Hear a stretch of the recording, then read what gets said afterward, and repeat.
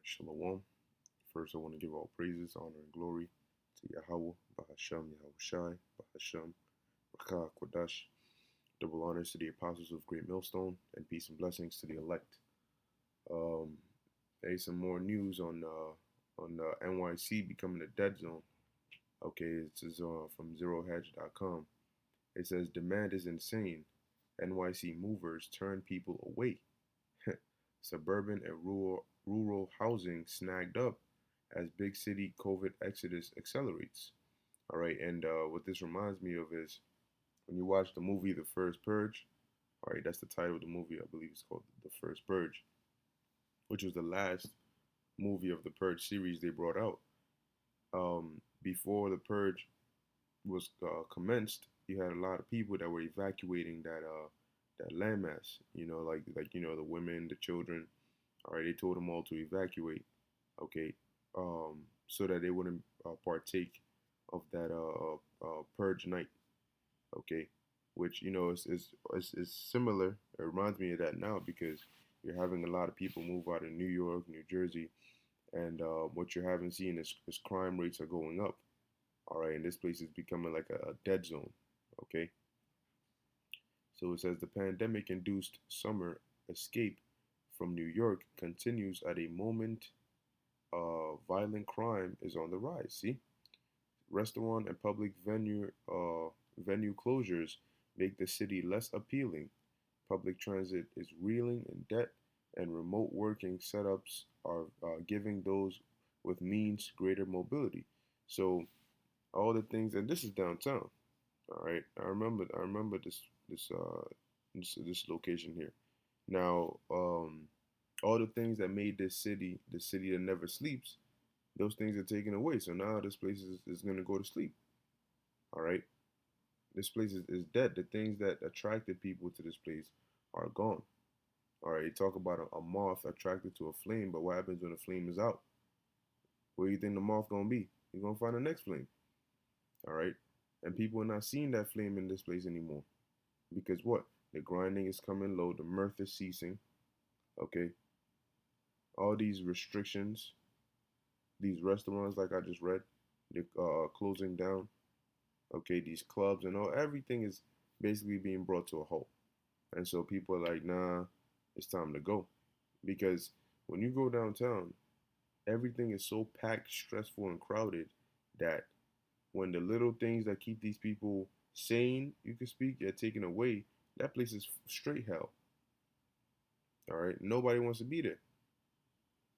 It says more worrisome trends, or rather signs of the times, signaling that for many, the gentrified, there we go, Big Apple has, as one family recently put it, reached its expiration date.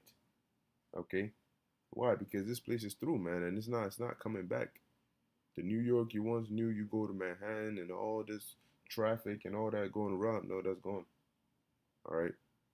It says two separate New York Times reports on Sunday detailed that moving companies are so busy they are in an unprecedented situation of having to turn people away, while simultaneously the suburbs are witnessing an explosion in demand unlike any in recent memory. So that's where people are going. They're going to Texas and Idaho's and the more like we just read, suburb areas. All right. It says then there's fresh data showing that during the pandemic, Americans are fast getting the hell out of the more expensive real estate meccas of New York and New Jersey. It says first, the New York City moving are reporting a rush of customers so high it feels like move out day on a college campus.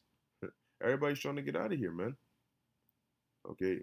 It says according to Flat Rate Moving, the number of moves it has done has increased more than 46% between March 15th and August 15th. Okay, so within these past few months, man, people have just been flying out of here. All right, and this place is becoming a dead zone. All right, that's why it tells you in the book of Esdras, man, that you're gonna have trees growing in the streets. All right, it's gonna look like a scene out of The Road or I Am Legend. It says compared with the same period last year, the number of those moving outside of New York City is up 50% Damn. All right, it says including a nearly 232% increase in Dutchess County and 116% increase to Ulster County in the Hudson Valley. It says the first day we could move, we left. A dentist was cited, yo, it says was cited as saying of the movement movers were declared an essential service by uh, Governor Cuomo late March. Her family moved to Pennsylvania where they had relatives, and that's what you're gonna see happening. A lot of people are gonna start moving in with relatives because things are gonna get harder. You know, when a lot of these people start getting evicted, they're gonna start moving to family members, moving to relatives. Okay, which is gonna make it easier when Esau comes in to round you up as a whole. Although he's gonna be splitting up families. It says the second, the Times details the unprecedented boom in the suburban real estate as an increasingly online workforce is fed up with closures in the city, losing its appeal and vibrancy. All right, and a lot of people are losing their jobs as well. All right, those that are not able to do remote learning, remote working or working from home. Yeah, this school stuff got me stressed. You know, talking about remote learning. So it says July alone witnessed a whopping 44% increase in home sales among suburban con- counties near NYC compared to the same month last year. All right, and we keep saying, man, this place is finished. It's through. It's not what you're seeing is something that took so long to build and establish, all being erased in a matter of months. All right. It says they're not just fleeing for the suburbs or upstate, but also to the significantly cheaper and lower cost of living areas of the country, like Texas, Florida, South Carolina, and Oregon, or to rural areas. Why? Because things are getting harder. So rent, man. This eviction wave that's about to hit. They're talking about the end of September. A lot of people are gonna be homeless, man. Those that don't have somebody to move in with or can't figure out a situation, it's just going to be a wrap. All right. It says COVID-19 is fast reviving American mobility on scales reminiscent of the mid 20th century. Bloomberg describes separately that far more people moved to Vermont, Idaho, Oregon, and South Carolina than left during the pandemic, according to the according to data provided to Bloomberg News by the United Vans Lines. All right, and here you have a chart. All right, out of every 10 moves, 7 households are leaving New Jersey. Damn. All right. So you have the outbound, which is far more than the inbound. You see that? So New Jersey's leading, then New York and Illinois all the way on down. All right. And then when you see these top 10 inbound states who are receiving people coming in, look at that. Vermont, Idaho. All right, more people coming in than leaving. All right, it says on the other hand, the reverse was true for New York and New Jersey, which saw residents moving to Florida, Texas, and other Sun Belt states between March and July. General fear of living in densely populated areas. Better enterprise video communication platform making possible fully remote workplaces, which in some cases are canceling the traditional office space altogether, and a lack of nightlife or entertainment allure of big cities is driving the exodus. So people are like, they fear being in densely populated areas because if all hell breaks loose, man, it's even worse. Okay, because this place is just like a maze. All they gotta do, if you in Manhattan and they block the exits, man, you ain't getting out. You trapped in a big ass maze. Okay, and people fear, like it says, being in a densely populated area. But why didn't they fear it before? Because they had the nightlife and the entertainment, so on and so forth, and they weren't worried about something happening or something about to happen. And people know, man. Everybody knows that storm is coming.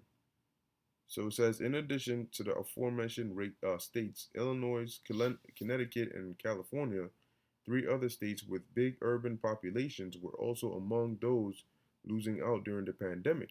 Now, you got to keep in mind that, look, not only is there a wave of people moving, Is there a wave of a lot of these small businesses closing down, not to come back again?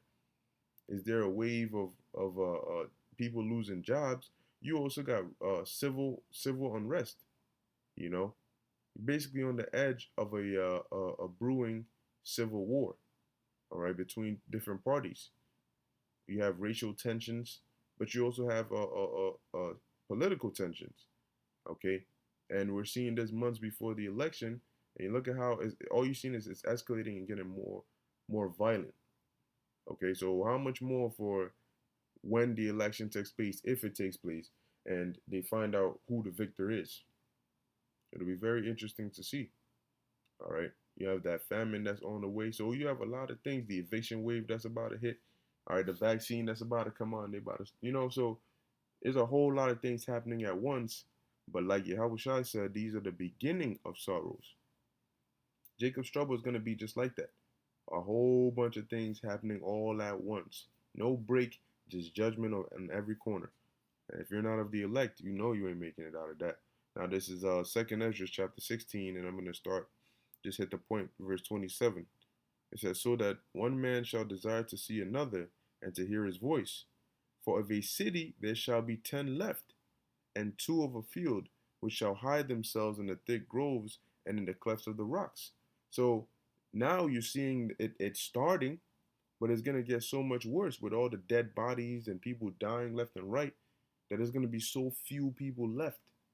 All right, that like in the movie I Am Legend, like Will Smith, he was desiring to hear another's voice to the point where he started talking to mannequins.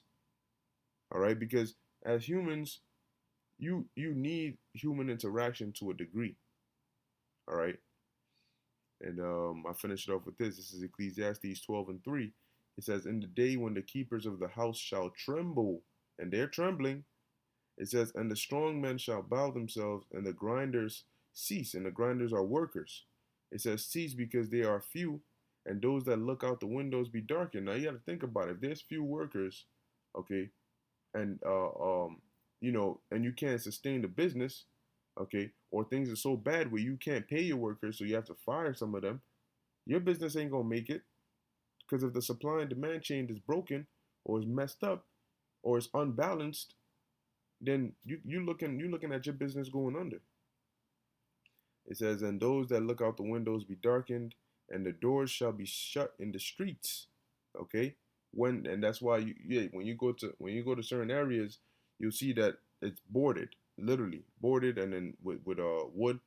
All right, or some of them are just shut. Like you have those metal front covers that when the store is closed, they pull it down to block the door. Okay, it says when the sound of the grinding is low. All right, low jobs, no jobs. It says, and he shall rise up at the voice of the bird, and all the daughters of music shall be brought low. And we've seen that happening now. Now, what they're calling music is this WAP, BS, and all this madness, man. All right, but it's all going to show you that this place is finished, man, on every aspect. And all these things are gonna ramp up and get more and more. All right, it's gonna get worse and worse and worse. This place is not getting better. It tells you in Jeremiah 51 what we would have healed Babylon, but she is not healed. Okay, because the Most High is bringing this place down, pursuant to Malachi, the first chapter. The Lord said, what? They shall build, but I will throw down. Okay, so with that, I hope this was edifying unto the elect. I want to give all praises, honor, and glory to Yahweh, Bahasham, Yahweh Shai, Bahasham, Rakah Kudash. Until next time, Shalom.